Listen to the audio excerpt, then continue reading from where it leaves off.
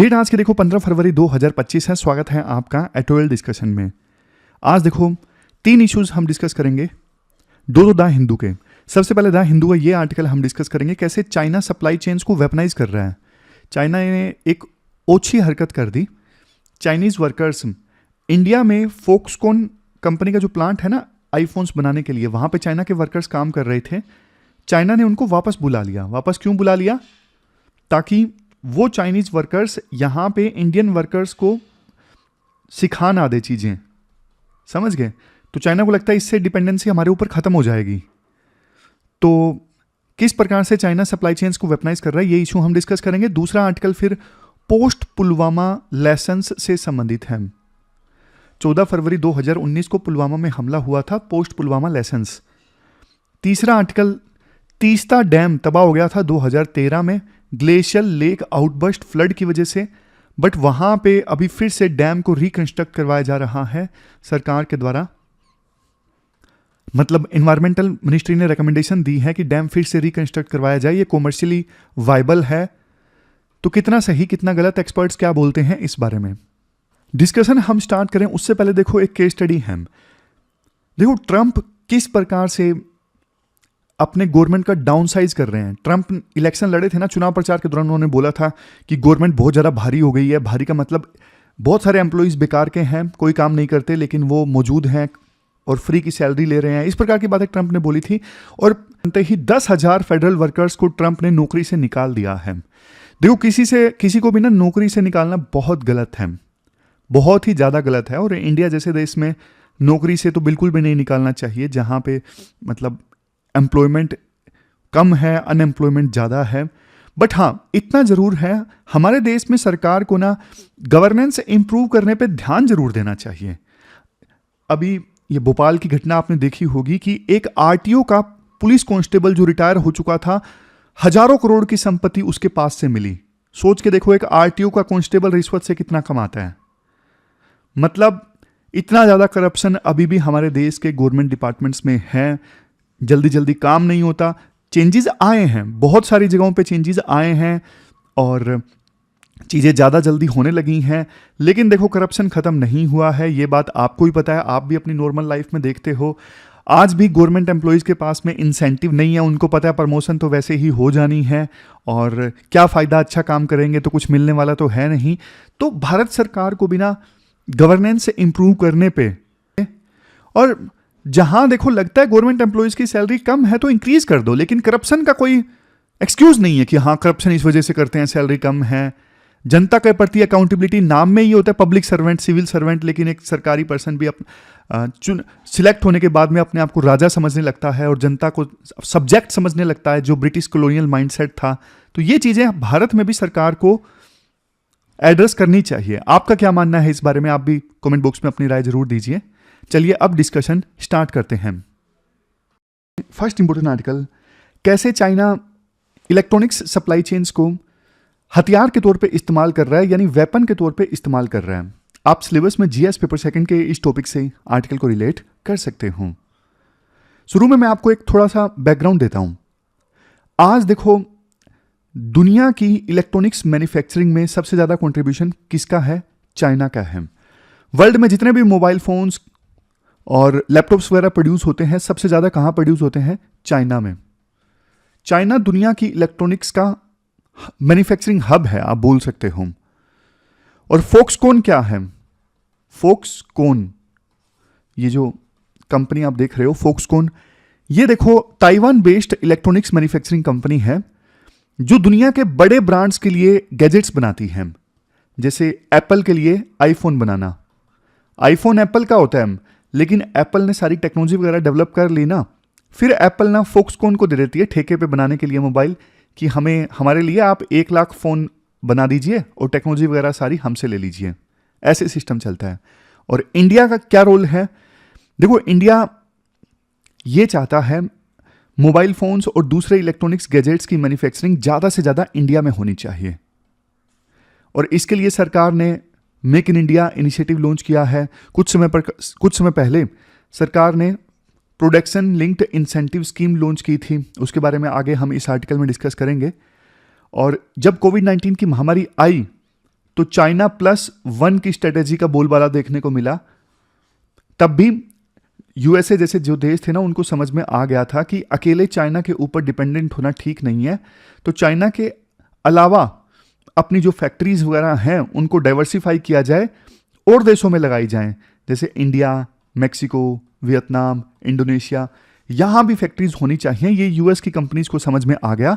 तो यही है चाइना प्लस वन स्ट्रेटेजी, कि सारी की सारी फैक्ट्रीज चाइना में नहीं होनी चाहिए, दूसरी जगह भी होनी चाहिए, क्योंकि चाइना धोखा दे सकता है। अब चाइना की देखो मोनोपोली है, बस बैकग्राउंड में लास्ट चीज है, चाइना की देखो मोनोपोली है कुछ स्पेसिफिक इक्विपमेंट्स की मैन्युफैक्चरिंग में।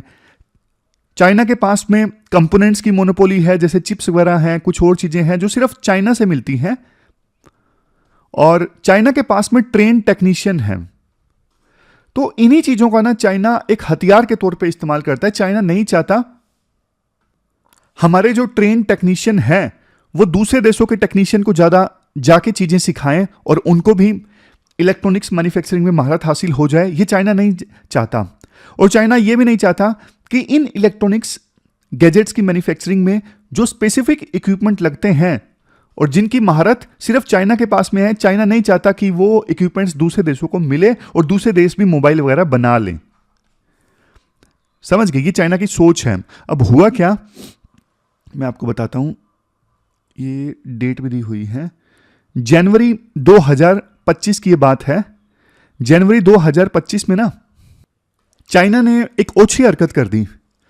चाइना ने क्या किया, फोक्सकॉन कंपनी जो एप्पल के लिए आईफोन बनाती है ना, उसका एक प्लांट इंडिया में भी है, तमिलनाडु में। तो वहां से ना चाइना ने अपने ट्रेन टेक्नीशियंस को वापस बुला लिया। चाइना ने बोला भाई तुम्हें यहां नहीं काम करना है, वापस आ जाओ। तो फिर फोक्सकॉन कंपनी जो एप्पल के लिए आईफोन बनाती है, तमिलनाडु में एक प्लांट है, तो इस कंपनी ने क्या किया, जल्दी जल्दी ताइवान के वर्कर्स को बुलाया जगह भरने के लिए। लेकिन ये चाइना की छोटी सोच को दर्शाता है। इसके अलावा चाइना ने मोबाइल फोन्स असेंबली में यूज होने वाले कुछ स्पेशलाइज्ड मशीनरी का एक्सपोर्ट भी इंडिया को रोक दिया। तो चाइना ये सब क्यों कर रहा है? जैसे मैंने आपको बैकग्राउंड में बताया, इंडिया की जो मैन्युफैक्चरिंग ग्रोथ है ना, वो चाइना से मिलती जुलती हो रही है। इंडिया भी उसकी तरह ग्रो कर जाए। समझ गए? ट्रेंड वर्कफोर्स को वापस बुलाना मतलब चाइना को डर लग रहा था कि यार हमारे बंदे वहां पे हैं और वो उनकी वर्कफोर्स को चीजें सिखा देंगे कैसे बनाना है। तो और इसकी वजह से हुआ क्या, इंडिया में फोक्सकॉन के प्लांट में जो एप्पल फोन्स की असेंबली हो रही थी ना, वो स्लो हो गई। तो इससे ना चाइना ये दिखाना चाहता था कि सप्लाई चेन का असली बॉस है कौन। और चाइना ने ग्लोबल कंपनीज को सिग्नल देने की कोशिश की कि चाइना को इग्नोर नहीं किया जा सकता, हमारे पास ट्रेंड वर्कफोर्स है, हमारे पास स्पेशलाइज्ड मशीनरी है। समझ गए? अब इसके बाद बात करते हैं, चलो चाइना तो अपनी रणनीति खेल रहा है, भारत सरकार क्या कर रही है? देखो भारत सरकार बहुत कुछ कर रही है इंडिया को इलेक्ट्रॉनिक्स में मैन्युफैक्चरिंग हब बनाने के लिए। सबसे पहली चीज तो इंडिया ने चाइना प्लस वन स्ट्रेटेजी का फायदा उठाने की पूरी कोशिश की है। मतलब जो मैंने आपको शुरुआत में बताया ना कि कोविड-19 की महामारी के बाद जो बड़ी बड़ी कंपनीज हैं जिनके चाइना में प्लांट थे, उनको ये महसूस हो गया था कि सिर्फ चाइना में सारी की सारी फैक्ट्रीज होने से तो हम बर्बाद हो जाएंगे, चाइना इसका गलत इस्तेमाल करेगा। तो चाइना के अलावा दूसरी जगह भी फैक्ट्रीज होनी चाहिए, जैसे इंडिया में, मैक्सिको में। तो इंडिया इस चीज का फायदा उठाने की पूरी कोशिश कर रहा है। इंडिया ने काफी सारे इनिशिएटिव्स लिए हैं, जैसे एक है PLI scheme, production linked incentive scheme. ये क्या है? ये देखो एक गवर्नमेंट का इंसेंटिव है जो मैन्युफैक्चरर्स को प्रोडक्शन बढ़ाने के लिए पैसा देता है। फॉर एग्जांपल, अगर किसी ने 100 करोड़ का प्रोडक्शन किया ना, तो उसको 5 से 7 करोड़ का इंसेंटिव सरकार देती है अपनी तरफ से। और PLI का बेनिफिट क्या होता है? इंसेंटिव के चक्कर में कंपनीज ज्यादा इंडिया में मैन्युफैक्चर करती हैं, फॉरेन इन्वेस्टमेंट बढ़ रही है, जॉब क्रिएशन ज्यादा होता है इससे, और इंडिया सेल्फ रिलायंस होना चाहता है उन चीजों में जिनमें अभी इंडिया थोड़ा वीक है। नंबर्स को अगर हम देखें तो 2022 से लेकर 2025 तक ना इस PLI स्कीम में ना सरकार ने 8700 करोड़ दिए, और 8700 में से ऑलमोस्ट 6600 तो इवन उन्हीं कंपनीज को मिले जिन्होंने एप्पल के फोन इंडिया में मैन्युफैक्चर किए। 2025 के बजट में सरकार ने यह बोल दिया है कि आप मोबाइल फ़ोन इंडिया में बनाना चाहते हो, जो भी कंपोनेंट्स आपको चाहिए ना वो इंपोर्ट करो, हम कोई ड्यूटी नहीं लगाएंगे। यानी मोबाइल फ़ोन पार्ट्स इंडिया में सस्ते आ सकें, इसलिए सरकार ने हर तरह की जो कस्टम ड्यूटी है, टैरिफ है, माफ़ कर दिए हैं मोबाइल फ़ोन के इक्विपमेंट्स के ऊपर, कंपोनेंट्स के ऊपर। फॉक्सकॉन कंपनी की जो इन्वेस्टमेंट है ना इंडिया के साउथ इंडिया में, जैसे तमिलनाडु में, इसको इंडिया ने बहुत प्रायोरिटी दी है। ये इंडिया के लिए बहुत एम्बिशियस प्रोजेक्ट है। स्टेट गवर्नमेंट को साफ तौर पे बोला गया है यूनियन गवर्नमेंट के द्वारा कि कोई दिक्कत नहीं आनी चाहिए फॉक्सकॉन कंपनी को। और एफर्ट्स भी, मतलब जो एफर्ट्स लगाए गए हैं उसका रिजल्ट भी अच्छा देखने को मिला है। तमिलनाडु में सुंगू वरछत्रम में फॉक्सकॉन कंपनी की फैसिलिटी है। यहाँ पे 2023 में आईफोन 15 मॉडल्स की असेंबली हुई। फिर टाटा इलेक्ट्रॉनिक्स ने अपना एक प्लांट इस्टेब्लिश किया होसूर कर्नाटक में, वहाँ पे भी आईफोन्स की असेंबली होगी। ये जो फिस्कल ईयर था ना पिछला, जो मार्च 2024 में ख़त्म हुआ, एप्पल कंपनी के $14 बिलियन की वैल्यू के आईफोन्स इंडिया में असेंबल हुए। किन के थ्रू? फॉक्सकॉन कंपनी के थ्रू, पेगाट्रॉन कंपनी के थ्रू और टाटा इलेक्ट्रॉनिक्स कंपनी के थ्रू। सोच के देखो। और 2024 में पहली बार आईफोन 16 प्रो मॉडल्स की असेंबली फॉक्सकॉन ने की इंडिया में। तो स्टेट गवर्नमेंट्स भी बहुत ज़्यादा प्रायोरिटाइज कर रही हैं इस एप्पल फॉक्सकॉन कंपनी की इन्वेस्टमेंट को। और सरकार ने एक कदम आगे जाते हुए फॉक्सकॉन कंपनी के जो चेयरमैन हैं यंग लियू, इनको पद्म भूषण भी दिया इनको सम्मान करने के लिए। तो इससे पता लगता है कि फॉक्सकॉन कंपनी की जो इंपॉर्टेंस है फिलहाल इंडिया के लिए कितनी ज़्यादा है। एक बात देखो, हैरान करने वाली बात यह है कि चाइना का ये जो कदम है ना, ट्रेंड वर्कफोर्स को वापस बुलाना, स्पेशलाइज्ड मशीनरी कंपोनेंट्स जो यूज होते हैं मोबाइल फोन्स के असेंबली में उनको देने से मना करना, ये तब आया जब अक्टूबर में ना इंडिया और चाइना के बीच में बॉर्डर को लेके एग्रीमेंट हो चुका है। यानी कहने का मतलब यह है इंडिया चाइना रिलेशन सिर्फ बॉर्डर डिस्प्यूट तक नहीं टिकते, एक कदम आगे जाते हैं। अभी भी देखो इंडियन कंपनीज चिप मेकिंग और एडवांस्ड मशीनरी के लिए ना चाइना के ऊपर डिपेंडेंट है, और चाइना इंडिया को आगे नहीं बढ़ने देना चाहता इलेक्ट्रॉनिक्स मैन्युफैक्चरिंग में। समझ गए? तो ऐसा नहीं है कि इंडिया चाइना के बीच में बॉर्डर पे सब ठीक हो गया तो सब कुछ ठीक हो गया। नहीं भाई, राइवलरी जो है वो रियल है। चाइना इंडिया को अपना राइवल मानता है। तो लॉन्ग टर्म सॉल्यूशंस क्या हैं इंडिया के लिए?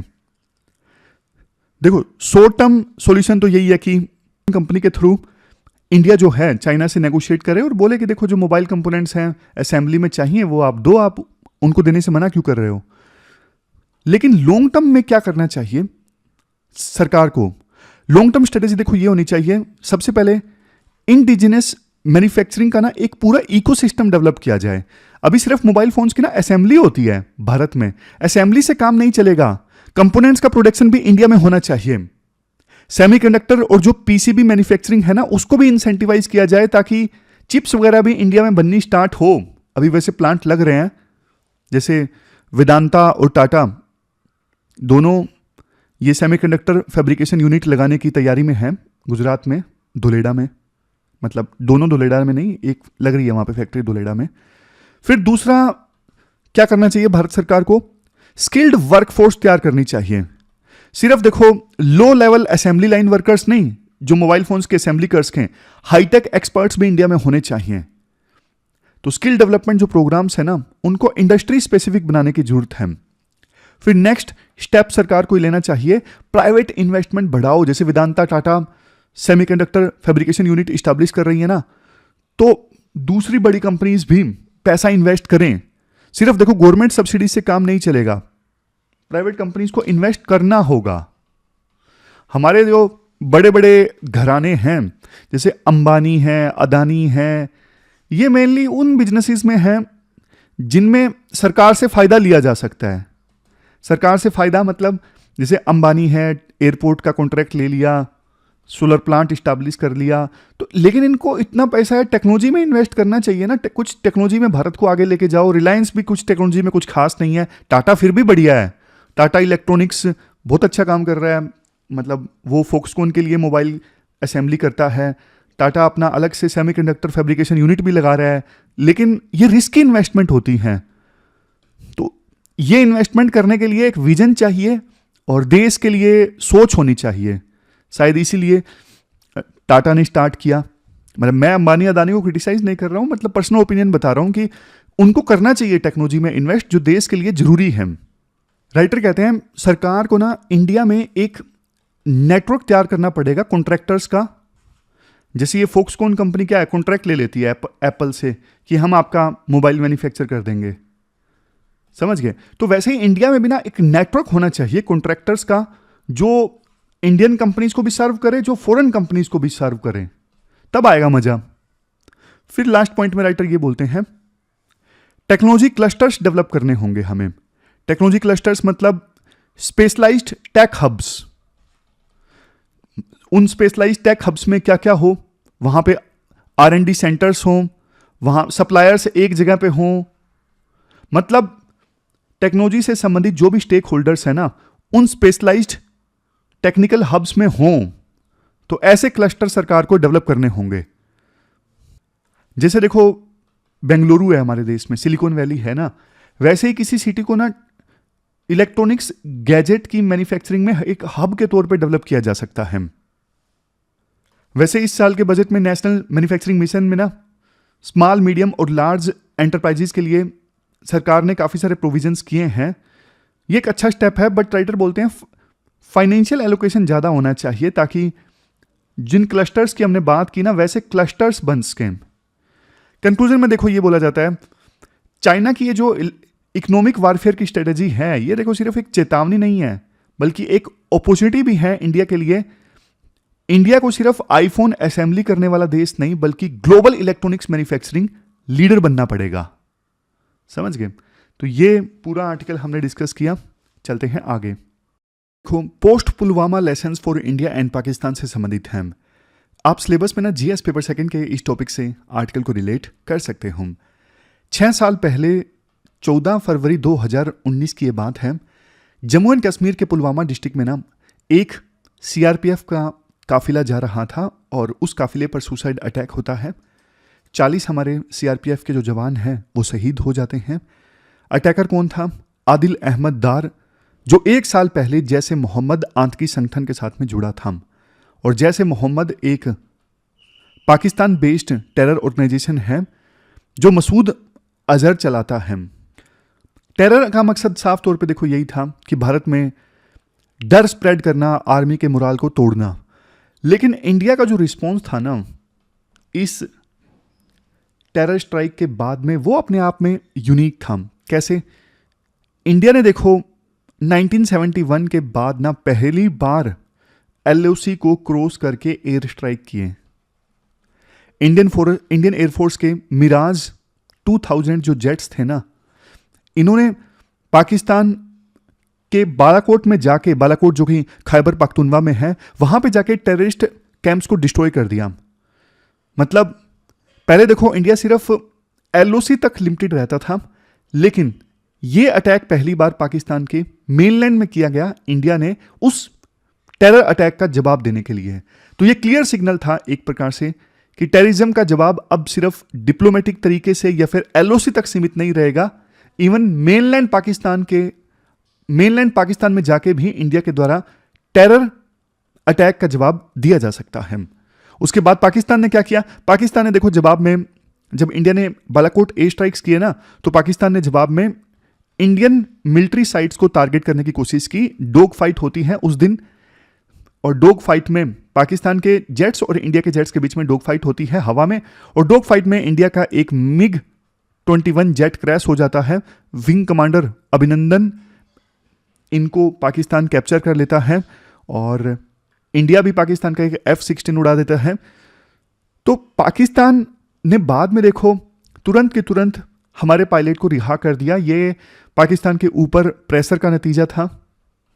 इंडिया का मैसेज साफ तौर पे देखो ये था कि अब टेरर अटैक्स को बर्दाश्त नहीं किया जाएगा और इंडिया इसका करारा जवाब देगा। तो इस आर्टिकल में देखो 5 लेसन्स राइटर बताते हैं। पोस्ट पुलवामा ना 5 लेसन्स हैं इंडिया और पाकिस्तान के लिए। सबसे पहला लेसन तो जैसे मैंने आपको बताया, इंडिया मिलिट्री डॉक्ट्रिन जो है वो अब बदल रहा है। पहले तो देखो इंडिया का जो रिस्पॉन्स है वो LOC तक लिमिटेड होता था। जैसे सर्जिकल स्ट्राइक्स इंडिया ने किए 2016 में उरी के हमले के बाद में। अब इंडिया एयर पावर भी यूज कर सकता है, ऐसा इंडिया ने दिखा दिया। बालाकोट एयर स्ट्राइक करके, जिसमें रिस्क कम है बट इंपैक्ट ज़्यादा है। रिस्क कम इसलिए है क्योंकि देखो, एक तो इंडिया LOC के नज़दीक अपनी जवानों को भेजता है पाकिस्तान की साइड के कैंप्स को डिस्ट्रॉय करने के लिए, तो हमारी जवान जाते हैं पाकिस्तान की धरती पे, तो उसमें तो रिस्क ज़्यादा है ना। लेकिन एयर स्ट्राइक करता है तो उसमें रिस्क रिलेटिवली कम है बट इंपैक्ट उसका ज़्यादा है। उस समय के हमारे एयर चीफ मार्शल थे भदौरिया, RKS भदौरिया, इन्होंने ये बोला कि बालाकोट से ये क्लियर हो गया है कि इंडिया एयर स्ट्राइक कर सकता है बिना फुल स्केल वार स्टार्ट हुए। समझ गए? पहले ना एयर स्ट्राइक्स तभी होते थे जब फुल स्केल वार स्टार्ट हो गया, तभी एयरफोर्स हरकत में आती थी, बट अब टेरर अटैक के जवाब में भी इंडिया एयर स्ट्राइक्स कर सकता है, ये इंडिया ने क्लियर कर दिया बालाकोट एयर स्ट्राइक्स के बाद में। दूसरा लेसन यहां से क्या निकल के आता है? दूसरा लेसन निकल के आता है पाकिस्तान की रिटालिएशन स्ट्रेटेजी। इस स्ट्रेटेजी का नाम है क्विड प्रो को प्लस। पाकिस्तान देखो ये कहता है अगर इंडिया लिमिटेड एक्शन लेगा तो वो उससे ज्यादा पावरफुल जवाब देगा। इसका मतलब यह है कि पाकिस्तान एक्शन का और मजबूती से जवाब देगा बट एस्केलेट नहीं होने देगा सिचुएशन। ये दूसरा लेसन है पाकिस्तान की क्विड प्रो को प्लस स्ट्रेटेजी कि मिलिट्री एक्शन अगर इंडिया लेगा तो हम मजबूती से जवाब देंगे, लेकिन फुल फ्लेज वार हम भी स्टार्ट नहीं करेंगे। फिर तीसरा पॉइंट यहां पे निकल के आता है पाकिस्तान का न्यूक्लियर ब्लफ। पहले देखो पाकिस्तान ना डरा के रखता था, अगर इंडिया ने कुछ भी एक्शन लिया तो न्यूक्लियर वार स्टार्ट हो जाएगा, तो इस प्रकार की धमकी पाकिस्तान देकर रखता था। इसे बोलते हैं न्यूक्लियर ब्लफ या न्यूक्लियर ब्लैकमेलिंग। बट बालाकोट में एयर स्ट्राइक करके इंडिया ने पाकिस्तान का न्यूक्लियर ब्लफ तोड़ दिया। इंडिया ने बोला करो न्यूक्लियर वार, तुम आ जाओ स्टार्ट करो, हम तो तैयार हैं। तो पाकिस्तान ने जो डर पैदा किया था ना, वो डर खत्म हो गया। न्यूक्लियर ब्लफ अब पाकिस्तान का खत्म हो चुका है क्योंकि इंडिया ने जता दिया कि तुम टेरर स्ट्राइक करोगे तो हम आपके ऊपर हमला करेंगे, अगर तुम्हें करना है तो कर दो स्टार्ट न्यूक्लियर वार। तो इंडिया ने यह जता दिया। पाकिस्तान के फॉर्मर जनरल खालिद किदवई थे, इन्होंने एक बार यह बोला था कि पाकिस्तान के जो न्यूक्लियर वेपन्स है ना, उन्होंने इंडिया को एस्केलेशन से रोका है। उन्होंने पाकिस्तान के न्यूक्लियर वेपन्स ने इंडिया को वार स्टार्ट करने से रोका है। एक बार पाकिस्तान के फॉर्मर जनरल खालिद किदवई ने यह बोला था। लेकिन देखो रियलिटी वास्तव में यह है, दोनों ही देश फुल स्केल वार से बचना चाहते हैं, इसी वजह से उन्होंने कभी एस्केलेशन ज्यादा होने नहीं दिया। अदरवाइज यूं नहीं है कि हाँ भाई न्यूक्लियर वेपन्स ने इंडिया को रोक रखा था, नहीं, अब तो इंडिया ने जता दिया कि न्यूक्लियर वेपन्स हमें नहीं रोक सकते। चौथा लेसन क्या है? चौथा लेसन यह है, देखो जब एस्केलेशन होता है, दो देशों के बीच में टेंशंस बढ़ती है ना, जैसे इंडिया और पाकिस्तान के बीच में बढ़ गई थी, तो उसमें ना पब्लिक प्रेशर और पॉलिटिकल रिटोरिक का रोल काफी ज्यादा आ जाता है। सोशल मीडिया और पब्लिक एक्सपेक्टेशंस लीडर्स पे ना बहुत ज्यादा प्रेशर डालती हैं कि अब तुम्हें ऐसे रिएक्ट करना है। जैसे प्रधानमंत्री मोदी की जो छवि है ना, एक मजबूत लीडर की छवि बनी हुई है, तो उनके ऊपर प्रेशर ज्यादा है। मान लो कि अरे कुछ ना कुछ तो दिखाना पड़ेगा, अदरवाइज दिक्कत हो जाएगी, जनता की मेरे से एक्सपेक्टेशंस हैं। तो आज का ये जो युग है ना सोशल मीडिया में, बात प्रधानमंत्री मोदी की नहीं है, सभी लीडर्स के ऊपर ना, जैसे ट्रंप है, ट्रंप के ऊपर में तो कितनी एक्सपेक्टेशंस होंगी, ऐसे ही पुतिन के ऊपर एक्सपेक्टेशंस हैं। तो लीडर्स के ऊपर ना आज के समय में एक्सपेक्टेशंस ज्यादा होती हैं और उसका रिजल्ट देखने को मिलता है फिर डिसीजन मेकिंग में। हेनरी किसिंजर जो फेमस डिप्लोमेट है ना, इन्होंने एक बार ये बोला था, पब्लिक ओपिनियन अगर मिलिट्री एक्शन का डिमांड करे तो फिर लीडर्स के पास में ना लिमिटेड ऑप्शन बचते हैं। पब्लिक एक्शन ही ये बोल रही है कि हाँ भाई मिलिट्री एक्शन लेना जरूरी है, सबक सिखाना जरूरी है, तो फिर लीडर्स के पास में ऑप्शन बहुत कम बचते हैं, उनके ऊपर बहुत प्रेशर आ जाता है। इंटरनेशनल मीडिएशन का रोल। देखो इंडिया किसी भी थर्ड पार्टी मीडिएशन को ना एक्सेप्ट नहीं करता इंडिया और पाकिस्तान के बीच में, तो इस वजह से वार को ना डी एस्केलेट करना, टेंशंस को डी एस्केलेट करना रिलेटिवली डिफिकल्ट हो जाता है। लेकिन हाँ, अच्छी चीज ये है, बैक चैनल डिप्लोमेसी जरूर होती है जब भी टेंशंस क्रिएट हो जाती हैं। जैसे ये बालाकोट एयर स्ट्राइक के बाद में जब टेंशंस क्रिएट हो गई थी ना, तो उस समय यूएस और सऊदी अरेबिया का प्रेशर था पाकिस्तान के ऊपर बहुत ज्यादा कि आप अभिनंदन को छोड़ दो, और वो इंडिया के थ्रू ही था प्रेशर ऑफकोर्स, तो फिर पाकिस्तान को मजबूर होना पड़ा था अभिनंदन को छोड़ने के लिए। तो कुल मिला के देखो कंक्लूजन ये निकलता है, अब इंडिया के पास में ना ऑप्शंस ज्यादा हो गए हैं टेरर स्ट्राइक्स का जवाब देने के लिए, और एयर स्ट्राइक जैसा एक्शन अब एक एक्सेप्टेड स्ट्रेटेजी बन गया है टेरर अटैक्स का जवाब देने के लिए। ये भी बोलते हैं डिप्लोमेटिक और जो मिलिट्री कम्युनिकेशन चैनल्स हैं ना, वो देखो जरूर रिवाइव होने चाहिए ताकि फ्यूचर में ना मिसअंडरस्टैंडिंग ना हो दोनों देशों के बीच में। तो ये पूरा आर्टिकल हमने डिस्कस किया। चलते हैं आगे। इसके बाद नेक्स्ट आर्टिकल देखो, तीस्ता डैम के रिकंस्ट्रक्शन प्रपोजल से संबंधित है। आप सिलेबस में जीएस पेपर 3 के इस टॉपिक से आर्टिकल को रिलेट कर सकते हो। थोड़ा सिस्टमेटिक ढंग से इस आर्टिकल को हम डिस्कस करते हैं। देखो ये जो तीस्ता डैम है ना, ये डैम देखो ग्लेशियल लेक आउटबर्स्ट फ्लड की वजह से ना, GLOF, ये ग्लेशियल लेक आउटबर्स्ट फ्लड कैसे आती है? जैसे देखो मान लीजिए ये बहुत बड़ा ग्लेशियर है, ग्लेशियर पिघल गया थोड़ा, ग्लेशियर के नीचे ना एक लेक पानी की बन गई और वो लेक एकदम से टूट गई किसी भी वजह से, लैंडस्लाइड की वजह से, अर्थक्वेक की वजह से, ग्लेशियर के पास बनी वो लेक एकदम से आउटबर्स्ट हो गई, तो बहुत भारी मात्रा में जो पानी है वो नीचे जाता है, बहुत तबाही मचाता है। ये होता है ग्लेशियल लेक आउटबर्स्ट फ्लड। तो अक्टूबर 2023 में ना ग्लेशियल लेक आउटबर्स्ट फ्लड की वजह से ना ये जो तीस्ता डैम है ये तबाह हो गया था। बट अब देखो 27 जनवरी 2025 को ना एनवायरमेंट मिनिस्ट्री की एक्सपर्ट कमेटी ने ना इसे वापस से बनाने का रिकमेंडेशन दिया है कि इस डैम को वापस से रिकंस्ट्रक्ट कर दिया जाए। बट देखो सबसे पहली दिक्कत तो ये है कि ये डैम बनाना सही डिसीजन है या नहीं है। फिर से इस डैम को रिकंस्ट्रक्ट करना whether it is good decision और बैड डिसीजन, क्योंकि देखो हिमालयाज आपको पता है बहुत सेंसिटिव एरिया है। क्लाइमेट चेंज, लैंडस्लाइड्स, अर्थक्वेक्स सब यहां पे होते रहते हैं। इसके बाद आर्टिकल में राइटर ये बोलते हैं देखो क्लाइमेट चेंज की वजह से ना ग्लेशियर्स बहुत तेजी से मेल्ट हो रहे हैं।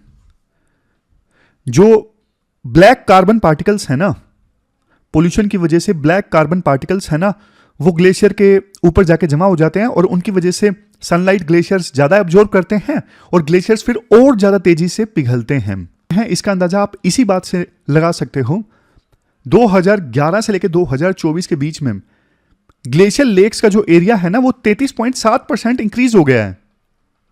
मतलब ज्यादा ग्लेशियर्स मेल्ट हुए होंगे, लेक्स में ज्यादा पानी आया हुआ होगा, तभी तो इतना लेक्स वाला एरिया इंक्रीज हो गया है। मतलब समझ गए? देखो शुरुआत में जैसे मैंने आपको बताया जब ग्लेशियर्स पिघलते हैं तो नई लेक्स बनती हैं या फिर पुरानी लेक्स और ज़्यादा बड़ी हो जाती हैं और इसी से ये ग्लेशियर लेक आउटबर्स्ट फ्लड का जो रिस्क है वो और ज़्यादा बढ़ जाता है। साउथ लोनाक लेक जिसमें हादसा हुआ ना, ये साउथ लोनाक लेक 1960 से लेकर 2023 तक देखो 167 हेक्टेयर एक्सपेंड हो गई ग्लेशियर पिघलने की वजह से। अब ये देखते हैं कि तीस्ता 3 डैम बनाने का जो फैसला है सही है या गलत है। कमेटी ने देखो ये कहा कि डैम जो है कॉमर्शियली तो वायबल है, फायदा होगा इससे और इससे पावर जनरेशन भी हो सकता है, बढ़िया। बट प्रॉब्लम ये है कि एरिया लैंडस्लाइड और अर्थक्वेक प्रोन है। कायदे से देखो सिक्किम सरकार के पास ना इस डैम में 51% से होना चाहिए था, हिस्सा होना चाहिए था, बट ऐसा नहीं था। डैम की कंस्ट्रक्शन में काफ़ी ज़्यादा करप्शन हुआ और कुछ इन्वायरमेंटलिस्ट क्वेश्चन उठाते हैं कि बड़े बड़े हाइड्रो प्रोजेक्ट्स हिमालयाज में बनाने का फ़ायदा ही क्या है, मतलब नुकसान ही होगा इससे। अब बात करते हैं तीस्ता 3 2.0 का डिज़ाइन आखिरकार होगा कैसे। बोला ये जा रहा है एक्सपर्ट्स के द्वारा कंक्रीट और रॉक्स के बजाय सिर्फ कंक्रीट का यूज़ होगा, चट्टानों का यूज़ नहीं होगा, सिर्फ कंक्रीट का यूज होगा। तो इससे डैम जो है वो ज़्यादा स्ट्रोंगर बनेगा और स्पिलवे जो है, स्पिलवे मतलब जहाँ से पानी निकलता है, स्पिलवे ये 3 गुना ज़्यादा बड़ा होगा। इसके अलावा एक अर्ली वार्निंग सिस्टम भी ऐड किया गया है ताकि पहले से पता लग जाए। जैसे IMD के द्वारा जो रेनफॉल प्रिडिक्शन होता है ना, उसके आधार पे पहले से पता लग जाए कि डैम को खतरा हो सकता है, ऐसा एक अर्ली वार्निंग सिस्टम भी इंस्टॉल किया गया है। क्वेश्चन ये उठता है क्या नया जो डिजाइन है वो सेफ है। देखो IMD यानी इंडियन मेट्रोलॉजिकल डिपार्टमेंट का ये कहना है जो नया डिजाइन है वैसे तो देखो वर्स्ट केस के आधार पे डिसाइड किया गया है, इससे ज्यादा बुरा तो क्या ही हो सकता है। लेकिन बात ये है क्लाइमेट चेंज हमेशा अनप्रेडिक्टेबल रहता है। आप कितना ही वर्स्ट केस सोच के अर्ली वार्निंग सिस्टम तैयार कर लो, लेकिन क्लाइमेट चेंज फिर भी अनप्रेडिक्टेबल है। और नए डैम से भी अगर एक और अलग टाइप का ग्लेशियल लेक आउटबर्स्ट फ्लश आया तो फिर क्या होगा, कितनी तबाही मचेगी, वो देखने वाली बात है। और अगर देखो नए फ्लड में सेडिमेंट अगर ज्यादा होगा, सेडिमेंट जैसे पत्थर, चट्टाने, ये सब चीजें अगर ज्यादा होंगे, और या फिर रिवर बेड चेंज हो गया, तीस्ता रिवर का जो कोर्स है, रिवर बेड है, वही चेंज हो गया, तो फिर नए डैम का क्या होगा। ऐसे अनेकों क्वेश्चंस जो हैं वो अनआंसर्ड हैं, ऐसा राइटर बोलते हैं। वैसे देखो ग्लेशियल लेक आउटबर्स्ट फ्लड से संबंधित अर्ली वार्निंग सिस्टम तैयार किए गए हैं, बट देखो यहां पे ना आईआईटी भुवनेश्वर, आईआईएससी बेंगलोर और आईटीबीपी तीनों ने मिलकर ना स्टडी कंडक्ट की। इन्होंने ये बोला कि जो ये GLOF यानी ग्लेशियल लेक आउटबर्स्ट फ्लड से संबंधित मॉडल तैयार किए जाते हैं ना, ये देखो इरोजन, लैंडस्लाइड, सेडिमेंट ट्रांसपोर्ट, इन सब चीजों को कंसीडर नहीं करते, इस वजह से ये मॉडल वीक रह जाते हैं। दूसरा, एक और एक्सपर्ट ने ये लिखा, जो रेन बेस्ड मॉडलिंग है ना, मतलब रेन के डेटा के आधार पे अर्ली वार्निंग सिस्टम तैयार करना, मॉडलिंग करना, ये हिमालयस में एक्यूरेट नहीं होते, क्योंकि ना डेटा एक्यूरेट नहीं होता। जिसके बेस पे मॉडलिंग तैयार की जाती है, अर्ली वार्निंग सिस्टम तैयार किया जाता है, वो सही इसलिए नहीं होता क्योंकि हिमालयस में रेनफॉल का डेटा कई बार एक्यूरेट नहीं होता। यूएस के एक्सपर्ट कहते हैं इंजीनियरिंग देखो क्लाइमेट चेंज से संबंधित प्रॉब्लम नहीं सोल्व कर सकती, कई बार रिट्रीट जरूरी होता है, इनएविटेबल है। और डिसीजन मेकिंग को ना सिर्फ इकोनॉमिक वायबिलिटी पे फोकस नहीं करना चाहिए, सेफ्टी और रिस्क मिटिगेशन पे भी देखना चाहिए कि रिस्क किससे कम है। तो पॉसिबल सॉल्यूशन क्या हो सकते हैं? पॉसिबल सॉल्यूशन देखो ये सब हो सकते हैं। स्मॉल हाइड्रो प्रोजेक्ट्स पे ज्यादा फोकस किया जाए, क्योंकि इनसे ना डैमेज कम से कम होता है, ये मैनेजेबल है। दूसरा देखो अर्ली वार्निंग सिस्टम को और ज्यादा एडवांस बनाया जाए। तीसरा, हमें यह देखना है कि रिवर के फ्लो और फ्लड को कंट्रोल कैसे किया जा सकता है, यानी रिवर बेसिन मैनेजमेंट पे फोकस करने की आवश्यकता है। फिर डिजास्टर रिजिलियंट इंफ्रास्ट्रक्चर हमें इस्टेब्लिश करने की आवश्यकता है। कल को ये फ्लड वगैरह आ भी गई तो इंफ्रास्ट्रक्चर ऐसा होना चाहिए नुकसान कम से कम हो, समझ गए। इन सब चीजों के लिए ना एक क्लियर रिस्क डिटर्मिनेशन फ्रेमवर्क चाहिए, जिसमें ना अनएक्सेप्टेबल रिस्क लेवल डिफाइन हो, कि मतलब इतना रिस्क हम एक्सेप्ट करेंगे ही नहीं। हम डैम बनाएंगे, इससे रिस्क ज्यादा होता है, लेकिन ये रिस्क हम एक्सेप्ट नहीं करेंगे। तो ऐसा हमें रिस्क असेसमेंट का फ्रेमवर्क तैयार करना होगा, जिसमें अनएक्सेप्टेबल रिस्क क्या हो सकता है वो साफ साफ डिफाइंड हो। तो यूपीएससी ना कई बार ऐसे क्वेश्चन पूछ लेती हैं कि इकोनॉमिक डेवलपमेंट वर्सेस सस्टेनेबिलिटी, दोनों देखो ब्लैक एंड व्हाइट में नहीं है, बीच में ग्रे एरिया भी है, दोनों को साथ लेके हमें चलना है। और तब इसके बारे में लिखता हो तो फिर ये तीस्ता वाला एग्जाम्पल, तीस्ता वाली केस स्टडी आप दे सकते हो। तो ये पूरा आर्टिकल हमने डिस्कस किया। क्या हमने डिस्कस किया? सबसे पहले हमने ये पुलवामा वाला आर्टिकल डिस्कस किया था। पुलवामा हमले से क्या क्या लेसन्स मिलते हैं? सबसे पहला लेसन ये मिलता है, पाकिस्तान का जो न्यूक्लियर ब्लफ था उसे तोड़ दिया गया। अब एयर स्ट्राइक करना एक एक्सेप्टेबल स्ट्रेटेजी है पाकिस्तान के टेरर स्ट्राइक्स के अगेंस्ट। नेक्स्ट, सोशल मीडिया का प्रेशर पड़ता है लीडर्स के डिसीजन मेकिंग में। नेक्स्ट, जब देखो एस्केलेशन बहुत ज़्यादा बढ़ जाए तो फिर देखो इंटरनेशनल मीडिएशन का रोल होता है। इंडिया वैसे ओपनली इंटरनेशनल मीडिएशन को अलाउ नहीं करता है, बट बैक चैनल डिप्लोमेसी जरूर चलती है, यानी पीछे से मीडिएशन वगैरह जरूर चलता है। फिर इसके बाद चाइना जो ई सप्लाई चेन्स का को वेपनाइजेशन कर रहा है, ये हमने डिस्कस किया। कैसे चाइना ने अपने टेक्नीशियंस को वापस बुला लिया जो फोक्सकॉन फैक्ट्री में काम कर रहे थे, और फोक्सकॉन कंपनी ने फिर ताइवान से वर्कर्स बुलाए। तो चाइना इंडिया के बीच में डिस्प्यूट सिर्फ देखो ट्रेड तक, वो बॉर्डर तक सीमित नहीं है। चाइना इंडिया को अपना राइवल मानता है। चाइना नहीं चाहता कि जिस प्रकार से हम इलेक्ट्रॉनिक्स में मैन्युफैक्चरिंग हब बने, इंडिया भी वैसा ही बने। लेकिन भारत सरकार ने काफ़ी सारे स्टेप लिए हैं। भारत सरकार ने जैसे PLI स्कीम लॉन्च की है, चाइना +1 स्ट्रेटजी का इंडिया पूरा फ़ायदा उठा रहा है। फोक्सकॉन कंपनी के जो चेयरमैन हैं उनको हमने पद्म भूषण दिया है। जो हमारी स्टेट गवर्नमेंट्स हैं वो इलेक्ट्रॉनिक्स मैन्युफैक्चरिंग में फोक्सकॉन और दूसरी कंपनीज की इन्वेस्टमेंट को बहुत ज़्यादा प्रायोरिटाइज कर रही हैं। तो बहुत कुछ भारत सरकार ने किया है और इससे मोबाइल फ़ोन्स की असेंबली देश में बढ़ी है। लेकिन सिर्फ असेंबली से काम नहीं चलेगा, कंपोनेंट्स भी इंडिया में डेवलप होने चाहिए, क्योंकि अभी कंपोनेंट्स के लिए इंडिया चाइना के ऊपर डिपेंडेंट है। तो होना ये चाहिए, इंडस्ट्रीज स्पेसिफिक स्किल डेवलपमेंट होनी चाहिए, कॉन्ट्रैक्ट मैन्युफैक्चरर्स का एक नेटवर्क बने जो इंडियन कंपनीज को और फॉरेन कंपनीज को सर्व करे, कंपोनेंट्स की मैन्युफैक्चरिंग इंडिया में, और इसके अलावा ट्रेंड वर्कफोर्स होनी चाहिए, ये सब होना चाहिए और इसके लिए सरकार थोड़ा और ज़्यादा पैसा दें। फिर हमने ये तीस्ता डैम वाला आर्टिकल डिस्कस किया था। तीस्ता डैम तबाह हो गया था 2023 में आई लेक की वजह से, फिर से इसे बनाया जा रहा है। बनाया कैसे जा रहा है, नया डिज़ाइन कैसा होगा, स्पिलवे 3 गुना ज़्यादा होगा, सिर्फ कंक्रीट होगा, पत्थर नहीं होंगे ताकि और ज़्यादा मजबूत हो डैम। लेकिन राइटर बोलते हैं बनाने की आवश्यकता क्यों है, छोटे डैम्स बनाओ, इतने बड़े बड़े डैम्स बना क्यों रहे हो, हिमालयाज बहुत ज़्यादा लैंडस्लाइड प्रोन एरिया है, अर्थक्वेक प्रोन एरिया है, तो जब इतना ज़्यादा खतरा है तो छोटे छोटे डैम्स बनाने चाहिए। और देखो IMD ये बोल रहा है कि वर्स्ट केस सिनेरियो के आधार पे अर्ली वार्निंग सिस्टम तैयार किया गया है, बट हिमालयाज में रेनफॉल का डेटा एक्यूरेट नहीं है। और जब ग्लेशियर लेक आउटबर्स्ट फ्लड होता है ना, तो उसमें ना इरोजन, लैंडस्लाइड, वो सारा डेटा ध्यान में नहीं रखा जाता GLOF के लिए अर्ली वार्निंग सिस्टम तैयार करते वक्त। समझ गए? तो US के जो एक्सपर्ट्स हैं उन्होंने भी बोला है कि भैया सेफ्टी पे ध्यान दो, सिर्फ इकोनॉमिक वायबिलिटी मत देखो। तो इन चीज़ों पे ध्यान देने की आवश्यकता है ये डैम फिर से बनाने से पहले। क्वेश्चन ये अटेम्प्ट करना है आपको, चाइना जो सप्लाई चेन्स को वेपनाइज कर रहा है ना, उससे संबंधित ये क्वेश्चन है। इस क्वेश्चन का आंसर आपको देना है 250 वर्ड्स में और 15 मार्क्स का ये क्वेश्चन है। तो ये थी हमारी आज की डिस्कशन। मिलते हैं फिर से एक नई डिस्कशन के साथ, तब तक आप अपना ध्यान रखिए, अच्छे से पढ़ते रहिए। Thank you very much for discussion.